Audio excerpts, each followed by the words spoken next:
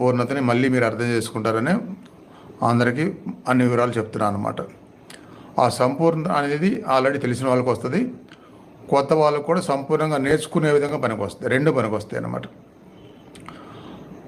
మీరు చేయాల్సింది ఏంటంటే, క్రియకి కావాల్సింది శ్వాస యొక్క ప్రభావ స్పందన మీద మనస్సుని పూర్తిగా లయం చేయడం అని చెప్పి మనం నిన్న చెప్పుకున్నాము మొదటి రోజు. ఇది రెండో రోజు కింద పెట్టాను. అందుకే ఆ పూర్తిగా శ్వాసని ప్రభావాన్ని గమనిస్తూ లయం చేసే విధానాన్ని మెయింటైన్ చేస్తూ ముందుగా ప్రాణాయామాసన నేర్చుకోండి. మెయింటైన్ చేస్తూ ప్రాణాయామాసన నేర్చుకుంటే ఆ ప్రాణాయామంలో మనస్సుని శ్వాస యొక్క ప్రభావ స్పందన గమనిస్తూ పెట్టే విధానం వలన క్రియలు కూడా అలానే పెడతారు కాబట్టి అక్కడ సంపూర్ణ క్రియా సాగన జరిగిద్ది. కాబట్టి మనకి మహాగురువులు ఇచ్చినటువంటి వాగ్దానం అప్పుడు వాళ్ళు తీర్చుకుంటారు మన లైఫ్లో. ఇది ఒక అర్హత అన్నమాట.